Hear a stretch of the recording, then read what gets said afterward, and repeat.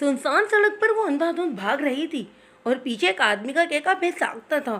वो अपनी जान बचाने के लिए इतनी तेज भाग रही थी कि इसे अपनी टूटी हील की भी कोई परवाह नहीं थी।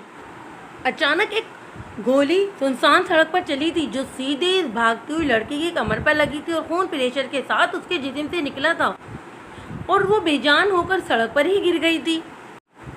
वो अपनी मगरूर चाल चलता हुआ इस लड़की तक पहुंचा था जिसने बामुश्किल भागते हुए कुछ ही फासला तय किया था इस इंसान से।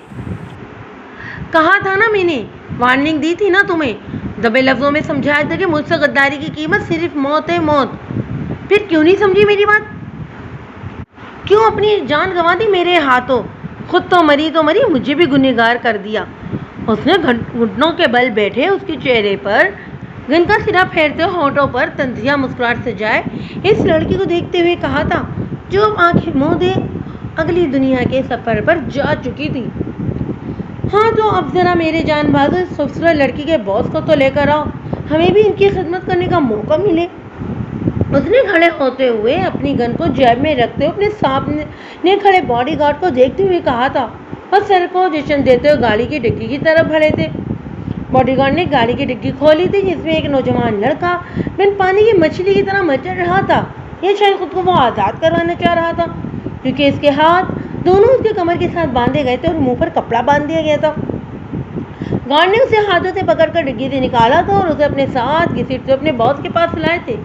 गार्ड ने नौजवान लड़की को अपने बॉस के सामने खड़ा करते हुए अदब से कहा था, जो मोबाइल में शायद कुछ देख रहा था, जरा इनकी शक्ल का दीदार तो कराओ।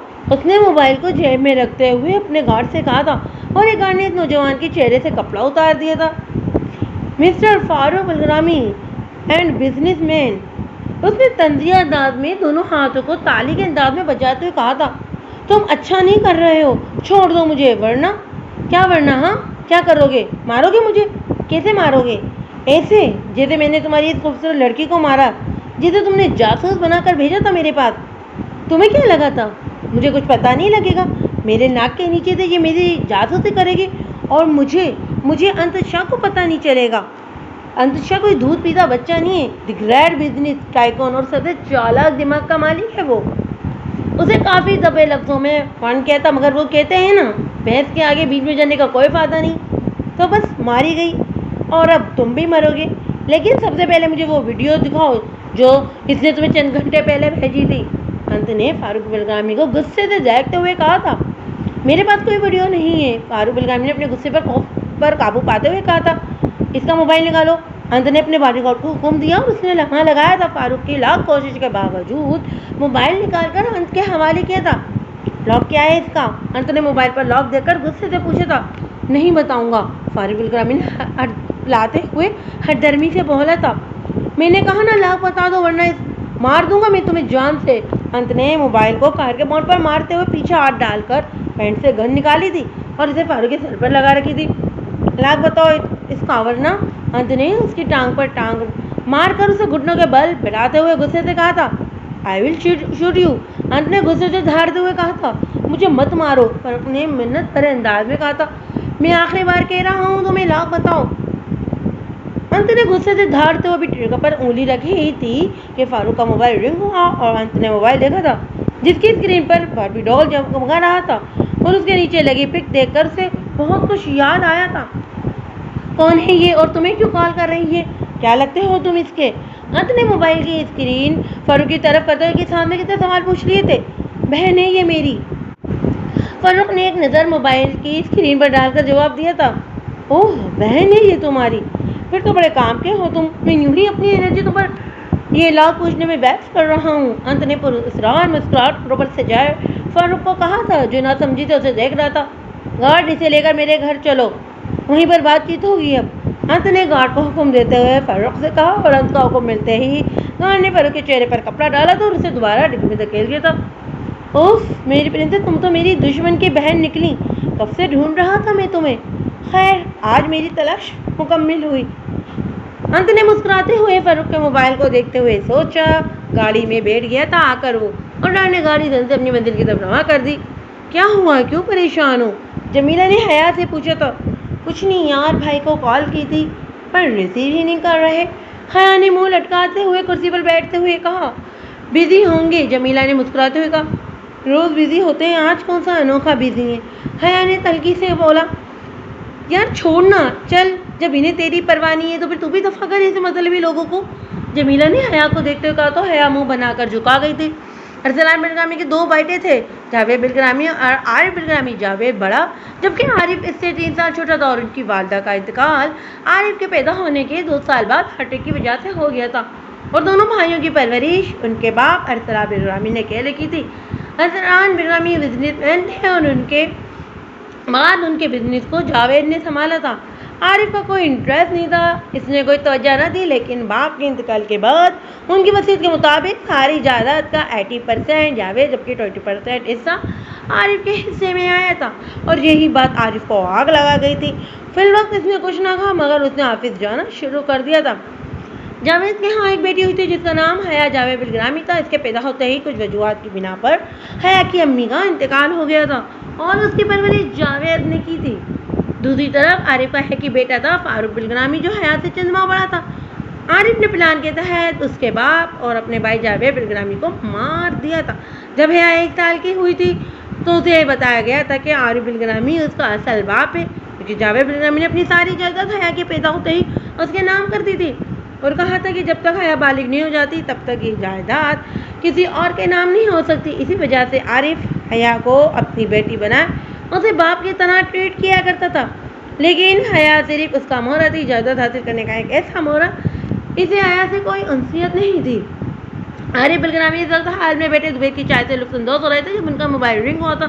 عارف نے موبائل کی اسکرین پر انون نمبر دیکھ کر کال ڈسکنیکٹ کر دی اور دوبارہ چائے پینے کے سوپ لینے لگے تھے کہ چند منٹ بعد ان کا موبائل دوبارہ رنگ ہوا، مگر اب بھی میسج آیا تھا۔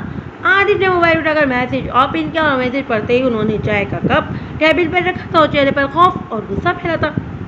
اب اگر میری کال ریسیو نہیں کی نا تو اپنے بیٹے کی موت اور اپنی بیوقوف پر ساری عمر آنسو بیٹے بہاتے رہ جاؤ گے۔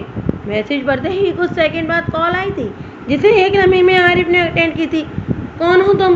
میرے بیٹے کو کیسے کڈنیپ کیا تم نے؟ تم مجھے جانتے نہیں ہو، عارف بلگرامی شہر کا مشہور بزنس مین ہوں میں، لمحہ نہیں لگے گا تمہاری بوٹیا چیل کو کھلانے میں۔ کال اٹھاتے ہی عارف تو پھٹ پڑا تھا۔ زبان سنبھال کر بات کرو عارف بلگرامی، تم جانتے نہیں ہو کہ میں کون ہوں۔ مزنا چیز کو انتشا دی ولن کہتے ہیں۔ انت نے غصے سے اپنا تعارف کروایا تھا جبکہ عارف کے ہاتھوں سے موبائل گرتے گرتے بچا تھا۔ دی ولن؟ انتشا؟ عارف نے خوف سے ہلکلاتے ہوئے اس انسان کا نام لیا تو جو جانوروں کی طرح لوگوں کو مار دیتا تھا، جس کے نزدیک انسان کی قیمت 2 کوڑی کے برابر تھی، لیکن آج تک اسے کوئی پکڑ نہیں پایا تھا کیونکہ وہ اپنے پیچھے کوئی ثبوت ہی نہیں چھوڑتا تھا۔ تمہارا بیٹا نا میرے قبضے میں ہے، اگر اس کی جان چاہتے ہو تو مجھے کچھ دینا ہوگا تمہیں۔ انت نے سنجیدگی سے کہا۔ کیا چاہیے آپ کو؟ عارف نے ہلکلاتے ہوئے پوچھا تھا۔ تمہاری بیٹی کی جان کے بدلے میں تمہاری بیٹی مجھے دینی ہوگی، ہمیشہ کے لیے، ورنہ میں تیار ہوں، مجھے منظور ہے۔ انت کی بات پوری ہونے سے پہلے ہی عارف نے جلدی سے کہا تھا، جسے سن کر انت کے چہرے پر مسکراہٹ گھیری ہوئی تھی۔ گڈ، مجھے لگا تھا کہ تم اپنے بیٹے کی طرح بے وقوف نکلو گے، مگر تم تو ہوشیار نکلے۔ کل آ جانا اپنی بیٹی کو لے کر، ورنہ تمہارے بیٹے کی لاش کل تمہیں مل جائے گی۔ انت نے کہتے ہی کال کاٹ دی تھی اور عارف نے اپنے چہرے پر آیا پسینہ صاف کیا تھا، لیکن اس نے سوچ لیا تھا کہ اسے کیا کرنا ہے آگے۔ اچھا منہ کیوں بنایا ہوا ہے تم نے؟ ایک کام کرتے ہیں، کل چلتے ہیں، موڈ اچھا ہو جائے گا، تھوڑا انجوائمنٹ بھی ہو جائے گی۔ جمیلہ نے حیا کے چہرے پر دیکھتے ہوئے آئیڈیا دیا تھا۔ نہیں یار، تمہیں جانا ہے تو جاؤ، مجھے نہیں جانا، تمہیں پتہ ہے نا میں کلب وغیرہ نہیں جاتی۔ حیا نے جمیلہ کو دیکھتے ہوئے صاف انکار کر دیا تھا۔ دس از ناٹ فیئر حیا، مجھے کوئی ایکسکیوز نہیں چاہیے، تم چل رہی ہو مطلب چل رہی ہو بس۔ جمیلہ نے حیا کو دیکھتے ہوئے ضدی انداز میں کہا تھا۔ یار انو کہ کلب کا ماحول کیسا ہوتا ہے؟ حیا نے بیچارگی سے سمجھانا چاہا۔ What ever, I don't care, جیسا بھی ہوتا ہے کم از کم تھوڑا بندہ ریلیکس تو ہو جاتا ہے نا، اور ویسے بھی یہاں منہ لٹکائے رہنے سے کچھ نہیں ہونے والا۔ جمیلہ نے حیا کو دیکھتے ہوئے کندھے اچکا کر کہا تھا۔ یا میرا کارڈ وغیرہ گھر میں جلدی میں پرس لانا بھول گئی تھے، حیا نے بہانہ بناتے ہوئے کہا تھا، کیونکہ اس کا موڈ نہیں تھا کلب جانے کا، اور وہ جاتی بھی نہیں تھی کیونکہ اسے یہ سب چیزیں اچھی نہیں لگتی تھی۔ وہ امیر خاندان کی ہونے کے باوجود امیر جیسا لائف اسٹائل فالو نہیں کرتی تھی۔ کلب جانا، رات کو لیٹ نائٹ گھر آنا، لڑکوں سے دوستی کرنا اور ایسی دوسری ایکٹیویٹی جو حیا کو ناگوار لگتی تھی، کوئی بات نہیں، تم گھر جاؤ، ریڈی ہو، میں 20 منٹ میں تمہیں پک کرتی ہوں، اگر اب تم نے کوئی بہانہ تراشا نا تو پھر دیکھنا۔ جمیلہ نے حیا کو دیکھتے تھوڑا سختی سے کہا تھا، اور حیا بیچارگی سے دیکھتے ہوئے گھر جانے کے لیے اٹھ کھڑی ہوئی۔ اس وقت اپنے گھر میں موجود ٹانگ پر ٹانگ رکھے سگریٹ کے کش لگا رہا تھا اور فاروق کو تھوڑے فاصلے پر گھٹنوں کے بل بٹھایا ہوا تھا۔ اس کے ہاتھ ہنوز پہلے کی طرح کمر سے بندھے ہوئے تھے اور چہرے پر کپڑا بندھا ہوا تھا۔ ابھی انت نے سگریٹ کے کش لگا ہی رہا تھا کہ اس کا موبائل رنگ ہوا۔ انت نے موبائل کی اسکرین کو دیکھا، اس کے آدمی کی کال تھی۔ ہیلو، بولو کیا ہوا؟ انت نے کال ریسیو کرتے ہی پوچھا تھا، سر آج رات 8 بجے رائل بلو کلب میں اسلحہ سپلائی ہونے والا ہے جو آج رات ہی امریکہ کی طرف بھیج دیا جائے گا، جس سے بہت نقصان ہوگا ہمیں، مقابل نے رات درانا انداز میں بتایا تھا۔ ٹھیک ہے، آتا ہوں میں، انت نے گھڑی میں ٹائم دیکھتے ہوئے کہا۔ اس وقت 7 بج رہے تھے اور اپنی بات کی تھی کال کاٹ دی تھی۔ گاڑی نکالو، انت نے کھڑے ہوتے ہوئے اپنے گارڈ کو کہا تو جو گاڑی نکالنے کے لیے باہر گیا تھا، اس کا خاص خیال رکھنا، میں آتا ہوں ابھی۔ انت نے دوسرے باڈی گارڈ کو حکم دیا اور کوٹ کا بٹن لگاتے باہر کی جانب چل دیا۔ کہاں جا رہی ہو حیا؟ حیا کو تیار نکلتا دیکھ کر عارف ابراہیمی نے پوچھا تھا۔ کہیں نہیں ڈیڈ، دوست کے ساتھ باہر جا رہی ہوں، 1 گھنٹے میں آ جاؤں گی، حیا نے عارف ابراہیمی کو دیکھتے ہوئے کہا جو صوفے پر بیٹھے ہوتے۔ اچھا، یہاں آؤ، میری بات سنو، عارف ابراہیمی نے حیا کو اپنے پاس بلاتے ہوئے کہا۔ جی ڈیڈ کہیے، حیا نے عارف ابراہیمی کے ساتھ بیٹھتے ہوئے پوچھا تھا۔ مجھے تمہاری سائن چاہیے بیٹا، عارف ابراہیمی نے پیپر حیا کی طرف بڑھاتے ہوئے کہا تھا۔ وہ کیوں ڈیڈ؟ حیا نے حیرت سے پوچھا۔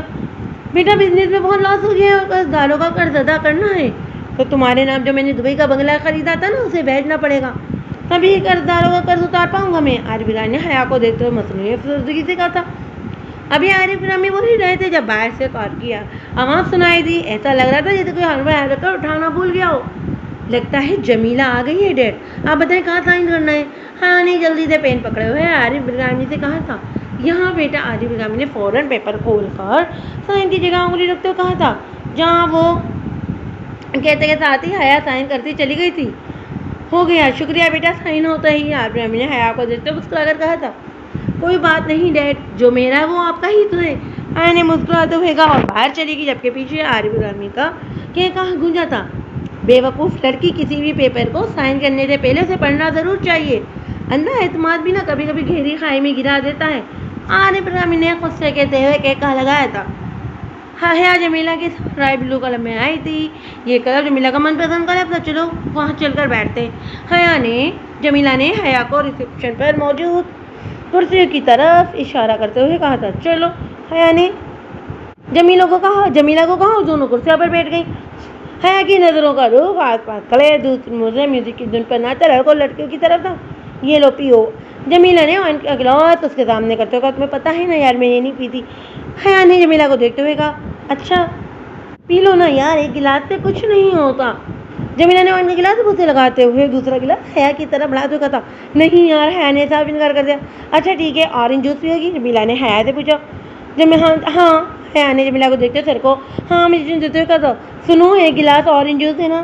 جمیلہ نے ریسیپشن پر کھڑے لڑکے کو دیکھتے کہا، اس نے ہاں میں کرتے لائی تھی اور اورنج جوس بنانے لگا، مزہ آ رہا ہے؟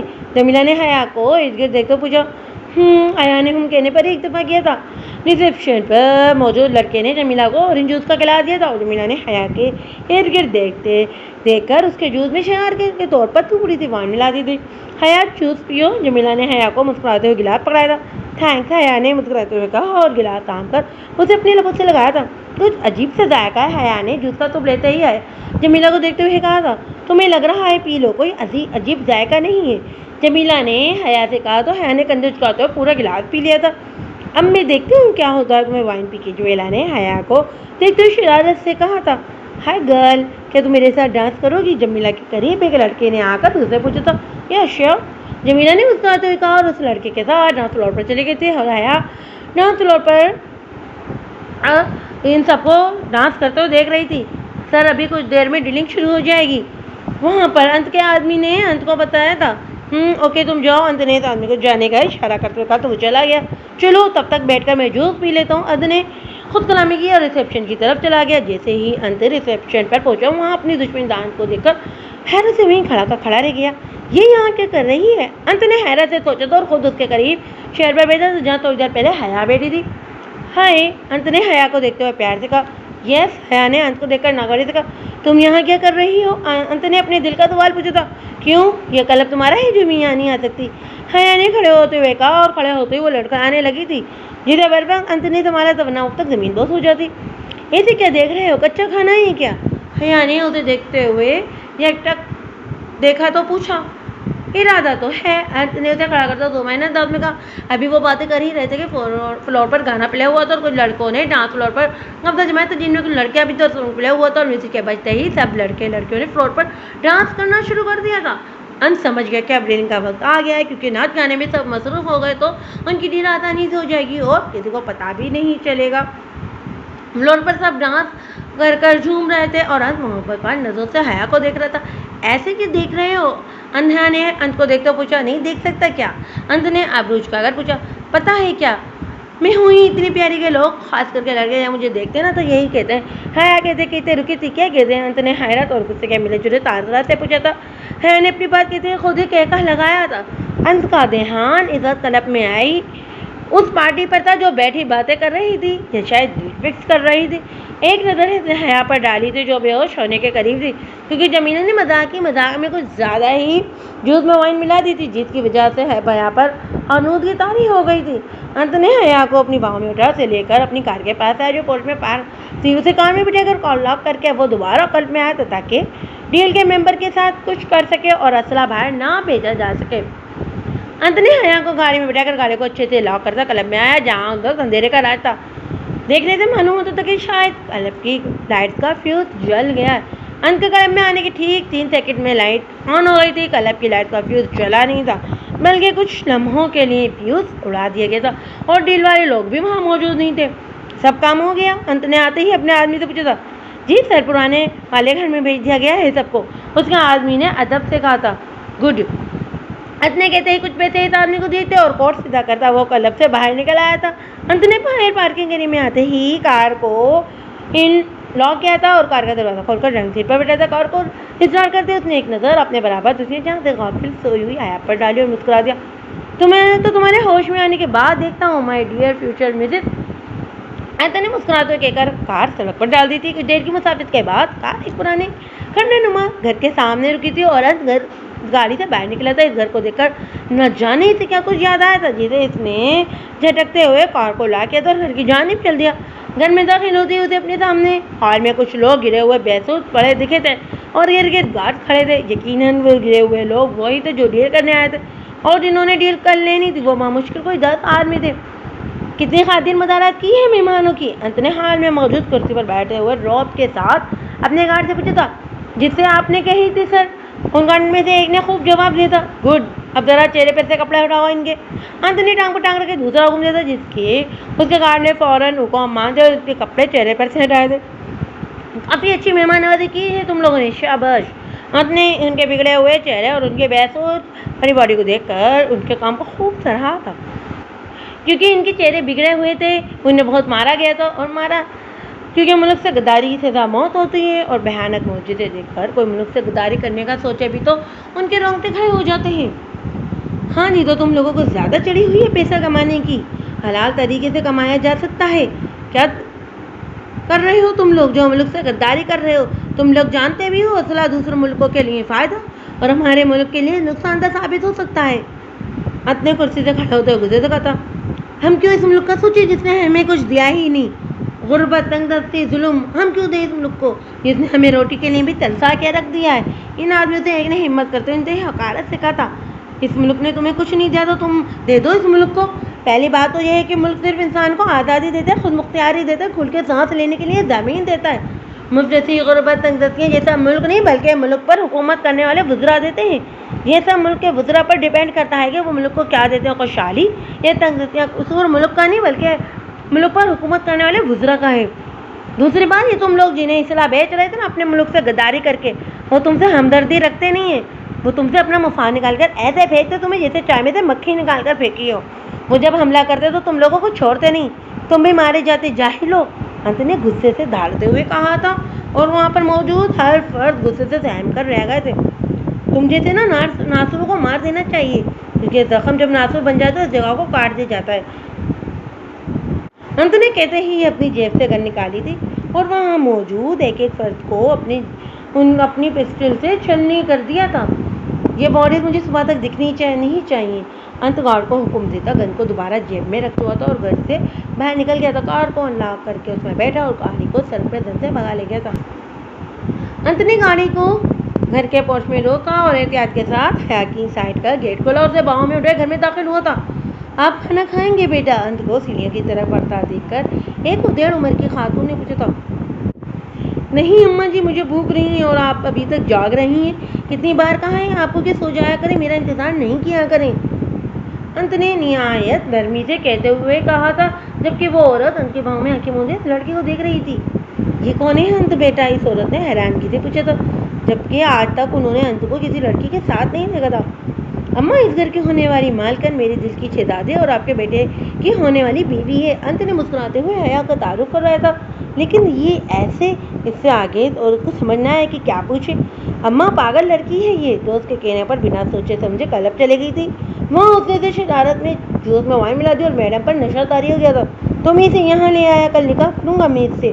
انت نے سیڑھیاں چڑھتے ہوئے اماں پر بم پھوڑا تھا اور اماں اسے جاتا دیکھ رہی تھی۔ بالکل باولا لگ رہا ہے، مجھے تو سمجھ نہیں آتی اس کی، اماں خود سے کہتے ہوئے اندر چلی گئی تھی۔ انت نے اپنے کمرے کا دروازہ کھولا اور پھر پیر کی مدد سے دروازہ بند کرتا حیا کو بیڈ پر احتیاط سے لیٹایا اور خود اپنے کپڑے لیے واش روم چلا گیا۔ کچھ دیر بعد وہ فریش ہو کر آیا تو حیا کے پاس آ کر اس کے سرہانے بیٹھ گیا تھا۔ بہت بے وقوف ہو تم، اور پاگل بھی ہو بھلا، کوئی کسی کے کہنے پر کلب جاتا ہے؟ وہ تو اللہ کا شکر کہ اس نے مجھے وہاں بھیج دیا، ورنہ تمہارے ساتھ کیا ہو جاتا یہ اللہ ہی جانتا ہے۔ انت نے حیا کے بالوں میں انگلیاں چلاتے ہوئے کہا، جو دنیا جہاں سے غافل ہوئی تھی۔ ویسے تم بالکل نہیں بدلی، وہی چہرہ، وہی قاتل ادائیں اور وہی میری حیا، بالکل، اور کوئی بدل نہیں ہوئی تم میں۔ انت نے ماضی کے پر کھولتے ہوئے کہا تھا، کاش کہ مجھ سے وہ غلطی نہیں ہوئی ہوتی تو آج اور تم میں ایک ساتھ ہوتے، بلکہ اب تو ہم ڈبل سے ٹربل ہو چکے ہوتے۔ انت نے مسکراتے ہوئے حیا کے بالوں میں انگلیاں چلاتے ہوئے کہا، خیر، ماضی کی غلطی میں دوبارہ نہیں دہراؤں گا، کل تمہیں میرا ہونا ہوگا، ہر حال میں، ہر صورت میں۔ انت نے حیا کے پاس سے اٹھتے ہوئے کہا اور اس کا کمفرٹ درست کرتا صوفے پر آ گیا تھا اور وہیں لیٹ کر نہ جانے کب اس سے نیند کی وادیوں میں اتر گیا۔ صبح انت کی آنکھ جلدی کھل گئی تھی۔ سب سے پہلے اس کی نظر اپنے بیڈ پر گئی جہاں وہ ابھی تک سو رہی تھی۔ انت حیا کو دیکھتے مسکرا دیا اور اٹھ کر وارڈروب کی طرف بڑھا اور اپنے کپڑے لیے واش روم میں گھس گیا۔ کچھ دیر بعد وہ فریش ہو کر باہر آیا تھا اور حیا پر ایک نظر ڈال کر وہ کمرے سے باہر نکل گیا۔ اماں، حیا کے لیے لیمو پانی بنا دیجیے اور کچھ کھانے کو بھی اچھا سا بنوا لیجیے، نکاح ہے آج میرا۔ انت نے کچن میں آتے ہی اماں صاحب کو کہا تھا، بیٹا کیا وہ تم سے شادی کرنے کے لیے تیار ہے؟ اماں صاحب نے اپنے دل میں آیا سوال پوچھا تھا۔ پتہ نہیں اماں صاحب، انت نے جواب دیا، اگر وہ نہ مانی تو؟ اماں صاحب نے کسی اپنا جملہ بیچ میں چھوڑ دیا تھا۔ وہ مانی یا نہ مانی، اس کی رضامندی ہو یا نہ ہو، آج سے میرا ہونا ہوگا، ہر حال میں، ہر قیمت پر۔ اگر وہ کسی کی ہوگی تو میری ہوگی، ماضی کی غلطی میں دوبارہ نہیں دہرا سکتا اماں صاحب، آپ جانتی ہیں یہ۔ انت نے اماں صاحب کو دیکھتے ہوئے کہا تھا اور اس کے بات سن کر اماں صاحب چپ ہو گئی تھیں۔ بھلا اماں صاحب سے بڑھ کر کون اس کا جنون جان سکتا تھا، پھر چاہے وہ ملک کے لیے ہوں، اپنے پیارے کے لیے ہوں، یا پھر اپنی لائف لائن، اپنی زندگی حیا کے لیے ہوں۔ ٹھیک ہے بیٹا، جیسے تمہاری مرضی، مگر مجھ کے ساتھ برتی مت کرنا کسی بھی معاملے میں، اماں صاحب نے انت کو دیکھتے ہوئے کہا، جس پر انت نے ہاں میں گردن ہلاتا کچن سے باہر آ گیا تھا۔ انت نے باہر گاڑی میں آ کر اپنا موبائل نکالا تو کسی کو کال ملائی تھی۔ ہیلو، ہاں مولوی کا انتظام کرو، اگلے 1 گھنٹے میں مجھے مولوی اور گواہ سمیت میرے گھر میں دکھو، تم نکاح کے پیپرز بھی لیتے آنا۔ انت نے اپنے آدمی کو ساری ڈیٹیل دیتے ہوئے حکم دیا تو پھر کال ڈسکنیکٹ کر دی۔ کچھ ہی دیر میں باہر گاڑی میں ہارن بیٹھے رہنے کے بعد وہ اٹھ کھڑا ہوا تھا اور اب اس کا ارادہ حیا کے پاس جانے کا، تو وہ چلتا ہوا گھر میں داخل ہوا اور کچن میں آ گیا، وہاں سے لیمو جوس لے کر اپنے کمرے کی جانب چل دیا۔ کمرے میں داخل ہوتے ہی اس نے دیکھا کہ حیا وہاں نہیں تھی۔ اس نے ارد گرد نظر دوڑائی تو صرف واش روم سے پانی گرنے کی آواز آئی۔ وہ مسکراتا ہوا سامنے صوفے پر بیٹھ گیا تھا۔ کچھ ہی دیر میں حیا واش روم سے تولیہ بالوں کو صاف کرتی نکلی تھی اور چلتے ہوئے شیشے کے سامنے کھڑی ہو گئی۔ اس کا دھیان نہیں کہتے کہ کمرے میں کوئی اور بھی موجود ہے۔ شیشے کے سامنے موجود صوفہ اور صوفے پر بیٹھا وہ شخص بہت اچھی طرح نظر آ رہا تھا۔ حیا نے جو ہی اپنی نظر حیا نے پر ڈالی تھی، اس کی سانس اوپر کی اوپر اور نیچے کی نیچے رہ گئی تھی اور ٹاول ہاتھ سے چھوٹ کر نیچے گر گیا تھا۔ وہ آنکھیں پھاڑے شیشے سے اسے دیکھ رہی تھی۔ تو تم نہیں ہو سکتے، میری آنکھوں کو دھوکا ہے یہ، شاید سر درد کی وجہ سے، حیا نے کہتے ہوئے اپنے منہ پر ہاتھ مارتے ہوئے خود کو جگانا چاہتا۔ اس کے مطابق یہ سب نشے کا اثر تھا، مگر یہ سب حقیقت تھی۔ मैं कोई आंखों का धोखा नहीं हूँ, हकीकत हूँ, हकीकत जिसके साथ अब से तुम्हें रहना है। इसी हकीकत के साथ में जीना भी और मरना भी है। अंत मुस्कुराते हुए खड़े होते हुए कहा था। उसके बाद सुनकर हया की आंखें हैरत से फैल गई थी। तुम यहाँ मेरे हया के कमरे में? हया ने कमरे में जितनी नजर दौड़ाना चाहा उसके बाद हलक नहीं रह गई थी। तुम इस वक्त मेरे सामने मेरे घर में हो या डार्लिंग? अब से नहीं, रात से हो। अंत ने हया को कहते हुए उसके करीब कदम बढ़ाने लगा। क्या तुमने मेरे साथ रात में? हया ने पापा थे जिसम के साथ अकलाते हुए पूछा। मैं कोई गिरा पड़ा मर्द नहीं हूँ जो औरत की देखते ही दरिंदा बन जाऊँ और उसकी इज्जत से छीन लूँ। छोटे घराने का थी मगर इज्जतदार मर्द हूँ। औरत पर अपनी मल किया तो उसे अपना बनाने के बाद ही जताता हूँ, क्योंकि मैं अंतशाह हूँ, समझी तुम? अंत ने हया को देखते हुए सख्ती से कहा था। क्या चाहते हो तुम? मैंने पहले वही किया था जो तुमने कहा था। इतने सालों बाद तुम्हें क्यों मेरी याद आई? क्या चाहते हो अब तुम मुझसे? हया ने भराई हुई आवाज ने कहा था, क्योंकि इसे देखकर उसके पुराने जख्म हरे हो चुके थे। मैं तुम्हें अपनी बीवी बनाना चाहता हूँ। पहले भी तुमने मेरी बात मानी थी और अब भी मानोगी। अंत ने मुस्कुराते हुए कहा था, जबकि हया को शदीद झटका लगा था। Are you mad? मैं नहीं करूँगी तुमसे शादी। मैं कोई घिरी पड़ी लड़की नहीं हूँ जो एक बार इनकार करने वाले के साथ दोबारा शादी करने पर तैयार हो जाऊँ। हया ने अंत को देखते हुए गुस्से से कहा था। जो भी कर लूँ शादी तो तुम्हें मुझसे ही करनी पड़ेगी। अंत ने हया को देखते हुए कहा, तुम मुझे यहाँ नहीं रख सकते और मैं तुम्हारे साथ यहाँ रहूँगी भी नहीं। मैं यहाँ से भाग जाऊँगी या फिर खुदकुशी। मुंह पर पड़ने वाली थप्पड़ ने हया के लफ्ज़ों का गला घोट दिया था। क्या कहा तुमने? तुम मुझे छोड़ दोगी? अंत को छोड़ दोगी? किसने तुम्हें हक दिया है मुझे छोड़ने का? ये हक मैंने मौत को भी नहीं दिया, तो तुम कौन होती हो ये फैसला करने वाली? हाँ,